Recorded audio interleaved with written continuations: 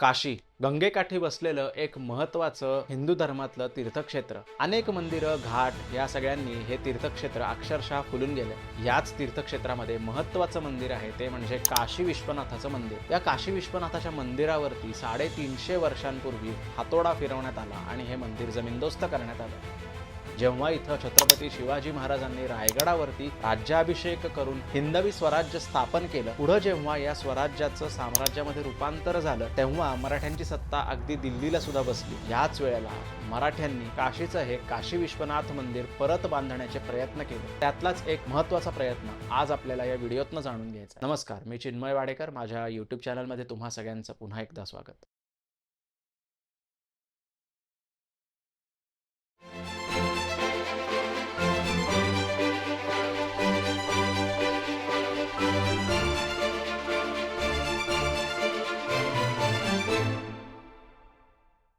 9 April 1669ला काशीपासून 300-400 kilometre अंतरावर असलेल्या आग्रा किल्ल्यातनं मुघल बादशहा औरंगजेब याचं एक फरमान सुटलं. हे फरमान असं होतं की काफिरांचं म्हणजे हिंदूंचं मंदिर आणि पाठशाला पाडून टाकण्यात याव्या. आता औरंगजेबाचं हे फरमान सुटल्यावरती त्या फरमानाची अंमलबजावणी कुठपर्यंत झाली तर अगदी आसाम भागातली सुद्धा काही मंदिरं, म्हणजे आसाम हे मुघल साम्राज्याच्या सीमावर्ती भागात येणारं एक ठिकाण, आसाम मधली सुद्धा काही मंदिरं या 1669 सालच्या फरमानाअंतर्गत पाडण्यात आली. तशाच प्रकारचा हातोडा मथुरेतल्या श्री कृष्ण जन्मभूमीच्या मंदिरावरती चालवण्यात आला आणि हे भव्य मंदिर पाडून टाकण्यात आलं. त्याचबरोबर पुढे काही वर्षानं काशी विश्वनाथाचं मंदिर हे सुद्धा पाडून टाकण्यात आलं. काशी विश्वनाथाचं मंदिर पाडण्यापाठीमागचं औरंगजेबाचं कारण काय होतं तर औरंगजेबाला असा संशय होता, हिंदू धर्मातली काही लोक तिथं पाठशाला चालवत आहेत, तिथं हिंदू धर्मातलं ज्ञान विस्तार होतोय, हिंदू धर्मातलं वेदाध्ययन होतंय. ह्या कारणास्तव औरंगजेबानं ते मंदिर पाडून टाकण्याची आज्ञा केली आणि त्याप्रमाणे ते मंदिर पाडून तिथं आलमगिरी दर्गा, म्हणजे औरंगजेबाच्या नावानं आलमगीर या नावानं मोठा दर्गा बांधण्यात आला. आज त्याला आपण ज्ञानवापी मशीद असं म्हणून सुद्धा ओळखतो. ज्ञानवापी मशीद पाडून पुन्हा एकदा मराठ्यांनी मंदिर बांधण्यासाठी काय काय प्रयत्न केले हे आपल्याला या व्हिडिओतनं जाणून घ्यायचं आहे. 1707 साली औरंगजेबाचं निधन झालं आणि पुढे मराठ्यांचा अंमल दिल्लीला बसला. 1788 साली गुलाम कादराला हरवून सुभेदार महाडजी शिंदे यांनी वकीले मुतलक पदाची वस्त्र पुन्हा एकदा नव्यानं मिळवली. याचबरोबर सुरू झालं महाडजी शिंद्यांचं म्हणजेच मराठ्यांचं दिल्लीवरचं राज्य. त्यावेळेला नाना फडणीस पुण्यातनं पेशव्यांतर्फे कारभार पाहत होते. महाडजी शिंद्यांना नाना फडणीसांनी एक पत्र लिहिलं. हे पत्र 22 मार्च 1789 सालचं. या पत्रामध्ये काशी विश्वनाथाचं मंदिर पुन्हा एकदा बांधण्यात यावं असं नाना महाडजींना सुचवतात, आग्रह करतात. तेच पत्र आता आपण वाचून पाहूयात. हे पत्र आहे भिकाजी नारायण या नाना फडणीसांच्या एका वकिलानं लिहिलेलं, मथुरेवरनं पुण्याला लिहिलेलं पत्र. त्या पत्रातला मजकूर असा आहे: श्री काशीत श्री विश्वेश्वराचे देवालय 1000 वर्षांचे सर्वांस ठाऊक आहे. त्यास अलीकडे पातशाहीत कुणी काय समजावून मशीद केली, म्हणजे की अलीकडं मुघलांच्या साम्राज्यामध्ये ते मंदिर पाडून तिथं मशीद करण्यात आली. त्यास विश्वेश्वराचे स्थळ मोकळे होऊन पूर्ववत देवालय व देवस्थापना व्हावी हे हिंदू धर्मास योग्य आहे. म्हणजे ती मशीद पाडून पुन्हा एकदा मंदिर तिथं बांधण्यात यावं आणि देवाची स्थापना व्हावी असं या पत्रामध्ये सांगितलेलं आहे. ह्या काळी पातशहाजवळ उद्योग केलियास होईल असे आहे. म्हणजे 1779 साली बादशहाला जर सांगितलं तर तो आपल्याला नाही म्हणणार नाही अशी खात्री या वकिलाला आहे. त्यास ऐसी गोष्ट झाली पाहिजे की फिरोन दावा न राहे, म्हणजे की पुन्हा एकदा कुठल्याही बादशहानं मंदिर पाडायचा उद्योग करू नये अशा प्रकारे बंदोबस्त केला पाहिजे असं हा वकील म्हणतो. पूर्वपार मजकूर पातशहास समजावून कधी कोणाकडून उपद्रव न होयसे पत्र करून घ्यावे, म्हणजे की बादशहाकडनं पत्र करून घ्यावं की पुन्हा एकदा या मंदिराला उपद्रव होणार नाही. या गोष्टीचा उद्योग जरूर करावा. सांप्रत काळी काशीत इंग्रजांचा अंमल आहे, म्हणजे की 1779 साली काशीमध्ये इंग्रजांचं, ईस्ट इंडिया कंपनीचं राज्य आहे. ते कोणाच्या धर्मास अडथळा करीत नाहीत, म्हणजे इंग्रज कोणाच्या धर्माला अडथळा करत नाहीत. याविषयी त्यांशी बोलता येईल, म्हणजे मंदिर पुन्हा बांधण्याबाबतीत त्यांच्याशी आपल्याला बोलता येईल. विश्वेश्वराचे स्थळात वस्ती असल्यास त्याचे इमाल्या पैका देवीला जाईल, म्हणजे विश्वेश्वराच्या देवळात जिथं आता मशीद आहे तिथं जर कोणाची वस्ती असेल किंवा काही इनामं असतील तर त्यांना पैसे दिले जातील. परंतु पातशहाची परवानगी निर्भेद्यपणे झाली पाहिजे, पातशहाची परवानगी मिळायला पाहिजे. मथुरा वृंदावन ही स्थळे सरकार खलाशात असावी, त्याच्या सनदा सरकारच्या नावे घेऊन पाठविणे म्हणून राजश्री पाटील बाबास पत्र सरकारने लिहून पाठविले आहे. तर ह्या पत्रामध्ये काय सांगितलंय, नाना फडणीस असं म्हणतात की महाडजी शिंद्यांनी बादशहांच्या जवळ बोलणी करून काशी विश्वनाथाचं मंदिर पुन्हा एकदा बांधावं, मशीद पाडावी तिथं आहे ती, आणि त्याच्या आत जे कुणाचं, ज्या धर्माचं, ज्यांचं कुणाचं तिथं काही इनाम असेल ते चालवावं. त्याचबरोबरीनं ह्यावेळेला एक अजून महत्त्वाची गोष्ट झाली, ती म्हणजे की काशी विश्वनाथाच्या मंदिराच्या बरोबरीनं मथुरा आणि वृंदावन ही दोन्ही स्थळं थेट मराठ्यांच्या ताब्यात आली, म्हणजे थेट सरकारकडे आली. सरकारकडे म्हणजे पेशव्यांकडे थेट आली. आणि या दोन स्थळांवरची मंदिरं सुद्धा पुन्हा बांधण्याबाबतीत पेशव्यांनी काही हालचाली केल्याचा आपल्याला तरी आत्ता उल्लेख सापडत नाही कोणत्या प्रकारचा. तर आता हे काशी विश्वनाथाचं पत्र तर आपण पाहिलं की असं असं बांधावं, या बाबतीत नानांनी महाडजींना सूचना केली. त्याच्यावरती महाडजी शिंदे आता काय म्हणतायत हे आपण पाहूयात. ही गोष्ट केल्याने सर्व यवनास वाकडे वाटेल, म्हणजे जर का ही गोष्ट केली तर सगळे यवन मुसलमान आपल्यावरती चालून येतील. काशीबद्दल असफ उद्दौला व इंग्रज एक आहेत, ते पर्यायाची बोलणी बोलतात. म्हणजे काशीच्या या मंदिराच्या बद्दल असफ उद्दौला, जे सुजा उद्दौला यांचे चिरंजीव, अयोध्येचे नवाब, हे आणि इंग्रज हे एक आहेत, ते पर्यायाची बोलणी बोलतात. मथुरा वृंदावनाबद्दल पातशाही फरमानाचे मसुदे केले आहेत, सनद तयार होऊन आल्यावरती सेवेसी रवाना करतो. म्हणजे असफ उद्दौला आणि इंग्रज हे दोघं काशी विश्वनाथाच्या मंदिराबद्दल त्यांचा एकमतानं त्यांचा एक विचार आहे, आणि ते त्यासाठी मदत करतील का नाही याची खात्री नाही, कारण शेवटी असफ उद्दौला हे सुद्धा यवन म्हणजे मुसलमानच होते, त्यामुळे त्यांना हे मंदिर पुन्हा बांधलेलं आवडेल का याच्याबद्दल महादजींना शंका होती. आता तुम्हाला ह्या दोन गोष्टींमधला फरक जाणवला का नाही मला माहीत नाही, परंतु नानांनी जे पत्र लिहिलं त्याच्यामध्ये नाना पुण्यात बसून हे पत्र लिहितायत आणि सांगतायत की तुम्ही काशीचं देवालय पुन्हा एकदा बांधून घ्या, आणि महादजी त्याला उत्तर देताना म्हणतायत की सर्व यवनास वाकडे पडेल आणि असफ उद्दौला व इंग्रज एक आहेत. म्हणजे महादजी हे स्वतः उत्तर हिंदुस्थानामध्ये मुघल राजकारणामध्ये मुरलेले मुत्सद्दी होते, मुरलेले एक वीर होते. हिंदू मुस्लिम हे राजकारण उत्तर हिंदुस्थानामधलं जे होतं त्याच्यामधला अनुभव असलेले महादजी शिंदे होते. त्यांनी जे उत्तर केलं ते त्यांच्या दृष्टिकोनानं, त्यांच्या अँगलनं अगदी बरोबर होतं. नाना आणि महादजी या दोघांच्या जोडगोळीने मराठ्यांचं राज्य सांभाळलं, ते वाढवलं, परंतु या दोघांच्या मतांमधला फरक, डिफरन्स ऑफ ओपिनियन आपल्याला दिसून येतो. त्याचं कारण असं की नानांनी पुण्यावरनं पत्र लिहिलं की ते देवालय करा, आणि महादजींनी तिथल्या ग्राउंड लेवलची जी काही ग्राउंड रियालिटी होती याची तपासणी करून मग त्यांचं उत्तर कळवलं नानांना. तर आता अशा प्रकारे नाना फडणीसांनी एक प्रयत्न करून पाहिला काशी विश्वनाथाचं मंदिर पुन्हा बांधण्यासाठी. हा प्रयत्न अर्थातच अयशस्वी झाला, कारण महादजी शिंद्यांचं पुढं 12 फेब्रुवारी 1794ला वानवडीला निधन झालं, आणि त्यांच्याबरोबरच उत्तर हिंदुस्थानातला मराठ्यांचा कार्यभाग आटोपला बऱ्यापैकी, आणि नंतर मराठ्यांच्या ताब्यातनं दिल्लीच गेली म्हटल्यावरती काशीला जायचा प्रश्न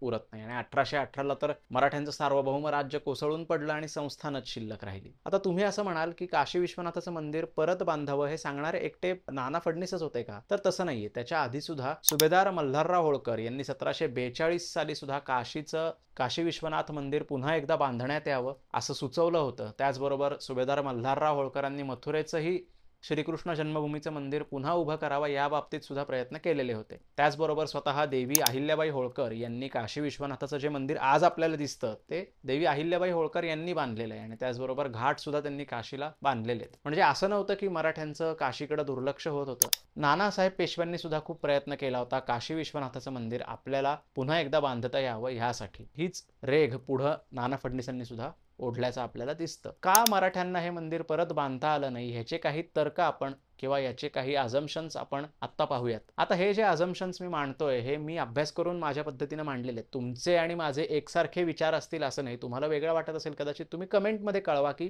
तुम्हाला काय वाटतं, मराठ्यांना का नेमकं पुन्हा मंदिर बांधता आलं नाही तिथं. तर पहिली महत्त्वाची गोष्ट म्हणजे जे मराठ्यांनी धोरण स्वीकारलेलं होतं बादशहाच्या बाबतीत की बादशाही बुडवू नये, त्याचं रक्षण करावं, म्हणून आपण म्हणतो की दिल्लीचेही तख्त राखतो महाराष्ट्र माझा. तर का म्हणतो आपण, तर आपण ते तख्त राखले. मराठ्यांनी दिल्लीचं तख्त राखलं, ते फोडलं नाही. आता ते उद्ध्वस्त का केलं नाही, तर थोरल्या बाजीरावांपासून महाडजी शिंद्यांपर्यंत प्रत्येक वीरानं उत्तर हिंदुस्थानामध्ये हीच भूमिका ठेवली. त्याचं कारण असं की जर मुघलांचं तख्त आपण उद्ध्वस्त केलं तर जे मुसलमान उत्तर हिंदुस्थानात आहेत आणि जे राजपूत आहेत, जे जाट आहेत, शीख आहेत, ही सगळी लोक मराठ्यांना शत्रू म्हणून मराठ्यांचा मुकाबला करायला येतील. ही पहिली गोष्ट. दुसरी गोष्ट की जर मराठ्यांनी बादशाही उद्ध्वस्त केली असती तर मराठ्यांना एक मोठी फौज तिथं ठेवावी लागली असती उत्तर हिंदुस्थानाचा कारभार पाहण्यासाठी. आपण जर पाहिलं तर अगदी रघुनाथराव पेशव्यांनी आटकेपार झेंडा रोवला, पण पंजाबात त्यांना थांबायची इच्छा नव्हती. सुभेदार मल्हारराव होळकरांचं इंदोरला त्यांची राजधानी होती. त्यांना पण पंजाब किंवा दिल्ली भागामध्ये पूर्ण वेळ राहणं पसंत नव्हतं. त्याचप्रमाणे सुभेदार महाडजी शिंदे सुद्धा 5 वर्ष मथुरेला राहिले आणि नंतर ते दक्षिणेत पुन्हा पुण्याला निघून आले. त्यानंतर त्यांच्या फौजात जवळजवळ 10 वर्ष पुण्यालाच होत्या. तर हाच प्रश्न आहे की मराठ्यांना कायम अगदी थोरल्या शाहू महाराजांपासून ते प्रतापसिंह महाराजांपर्यंत 100 वर्षाच्या कालावधीमध्ये महाराष्ट्र आणि त्यांचं वतन हेच आपलंसं वाटलं. ते एक महत्त्वाचं कारण असू शकतं की दिल्लीला किंवा उत्तर हिंदुस्थानामध्ये जो सुभा आपण जिंकला त्याचा बंदोबस्त मराठ्यांनी नीट लावला नाही. त्यामुळेच तिथं त्यांना खंबीरपणे आपल्याला आपलं पाऊल रोवून काही काम करता आलं नाही. हे झालं दुसरं कारण. तिसरं कारण असं असू शकतं की काशीचं जे मंदिर होतं हा प्रांत मुळातच नवाबाच्या ताब्यात होता. नवाब कोणता? तर तो अवधचा नवाब, ज्याचं राज्य पुढं खालसा केलं इंग्रजांनी. त्याच्या ताब्यात हे काशीचं मंदिर होतं आणि त्याचबरोबरीनं काशी, गया, प्रयाग ह्या तिन्ही त्रिस्थळी तीर्थक्षेत्र जी आहेत ही सगळी त्या अवधच्या नवाबाच्या ताब्यामध्ये होती. अवधचा नवाब हा बक्सरच्या युद्धानंतर इंग्रजांच्याकडे गेलेला होता सुजा उद्धवला आणि ते इंग्रजांचं प्रोटेक्शन घेऊन तो राज्य करत होता. तर आता मात्र असं होतं की ह्या नवाबाला जर हरवायचं असेल तर परिणामतः मराठ्यांना इंग्रजांविरुद्ध शस्त्र उचलावं लागणार. नाना फडणीस आणि महाडजी शिंद्यांनी हा प्रयत्न सुद्धा केला होता. त्यांनी जेव्हा चौकडीचं कारस्थान उभं केलं नाना फडणीसांनी 1780 साली, त्यावेळेला त्यांनी प्रयत्न करून पाहिला की आपण बंगालवर स्वारी करू आणि इंग्रजांना हरवू. त्याप्रमाणे महादजींचा विचार सुद्धा शेवटपर्यंत होता की बंगालवरती आपण स्वारी करू. त्या बंगालच्या स्वारी पाठीमागच्या अनेक उद्दिष्टांपैकी एक उद्दिष्ट हे सुद्धा होतं की आपल्याला काशी विश्वनाथाचं मंदिर आणि जे आपली तीर्थक्षेत्र यवनांच्या, मुसलमानांच्या ताब्यात आहेत ती सोडवायची. परंतु ही स्वारी कधीच झाली नाही आणि मराठ्यांचा अगदी पॉवर नानासाहेबांच्या वेळेला जी आपण म्हणतो की अगदी सर्वोच्च पदाला मराठ्यांची शक्ती ज्या वेळेला होती तेव्हा सुद्धा आटकेपार जरी आपण गेलो असलो तरी सुद्धा आपल्या ताब्यात, मराठ्यांच्या ताब्यात ही काशी, गया, प्रयाग ही त्रिस्थळी तीर्थक्षेत्र नव्हती. बंगालवरती रघुजीराजे भोसले यांनी स्वाऱ्या केल्या तेवढ्याच, त्या पलीकडे जाऊन कुणी बंगालवरती पण स्वारी केली नाही आणि ही तीर्थक्षेत्रही सोडवली नाहीत. त्यामुळे जे बादशाही धोरण मराठ्यांनी स्वीकारलेलं होतं त्या धोरणाला अनुसरून आपल्याला त्याचे पडसाद या पत्रामध्ये सुद्धा सापडतात की नाना म्हणतात की पातशहाकडनं म्हणजे मुघल बादशहाकडनं फरमान घ्यावं, आज्ञा करून ते मंदिर परत बांधावं. म्हणजे अशा प्रकारे मुघलांच्या राज्याला त्यावेळेला मराठ्यांकडनं मान दिला जात होता. याचा अर्थ असा मुळीच नव्हता की मराठ्यांनी हिंदू धर्माच्या बाबतीत काही त्यांची मत नव्हती किंवा त्यांनी सोडून दिलेलं होतं वगैरे, असं नव्हतं. त्यांनी त्यांच्या परीनं जेवढं शक्य होईल तेवढं हिंदू धर्माचं रक्षण केलेलंच होतं. त्याप्रमाणे मथुरा, वृंदावन ही स्थळं परत हिंदू लोकांच्या ताब्यात आलेली होती. त्याचबरोबर ह्याच दिवसांमध्ये महाडजी शिंद्यांनी गोवध बंदीचं फरमान सुद्धा आणलेलं होतं. म्हणजे जेवढं शक्य होईल तेवढं मराठ्यांचा हिंदू धर्माच्या बाबतीतला दृष्टिकोन हा दृढ होता. परंतु तो पूर्ण सुद्धा नव्हता, कारण आपण ही मंदिरं पाडून पुन्हा बांधू शकलो नाही. मथुरेचं असेल, काशीचं असेल, अयोध्येचं असेल. तर अशा प्रकारे आता काशी विश्वनाथाच्या मंदिराबाबतीत शेवटचा मराठ्यांनी कुठला प्रयत्न केला असेल तर तो नाना फडणीसांचा हा प्रयत्न. याच्यानंतरच 2 वर्षानं महाडजी शिंदे दक्षिणेत आले पुण्याला आणि त्यांचं निधन झालं. त्यामुळे उत्तरेतला सगळा कार्यभाग आटोपला. या आधी जे जे प्रयत्न झालेले होते काशी विश्वनाथाचे ते प्रयत्न मी सेपरेट एखाद्या व्हिडिओच्या सिरीजमधनं किंवा तत्कालीन विषयांमधनं सांगेन. हा व्हिडिओ करण्यापाठीमागचं कारण हेच होतं की नाना फडणीसांचं एक पत्र सापडलं मला, ज्याच्यामध्ये हे सांगितलेलं होतं महाडजींना की तुम्ही काशी विश्वनाथाचं मंदिर परत बांधा.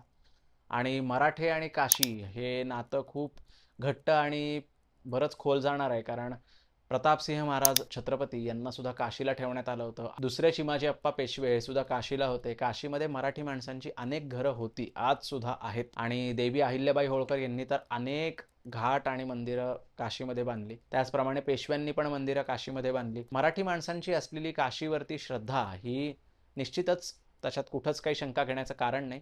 त्यामुळे मराठे आणि काशी ह्या नातेसंबंधांमधला एक महत्त्वाचा दुवा हे पत्र आहे असं आपण म्हटलं तरी चालू शकेल. या व्हिडिओ करण्यापाठीमागचा माझा अजून एक उद्देश हाच होता की जरी मराठ्यांचं राज्य सर्वदूर पोहोचलेलं होतं तरी सुद्धा त्यांच्या डोक्यामध्ये, त्यांच्या विचारांमध्ये हे त्यांचे प्रयत्न होते की आपण जी जी म्हणून महत्त्वाची मंदिरं मुघलांनी पाडली आहेत ती पुन्हा बांधावी. त्यातलाच हा एक प्रयत्न होता. तो प्रयत्न आपल्यापर्यंत पोहोचला असेलच.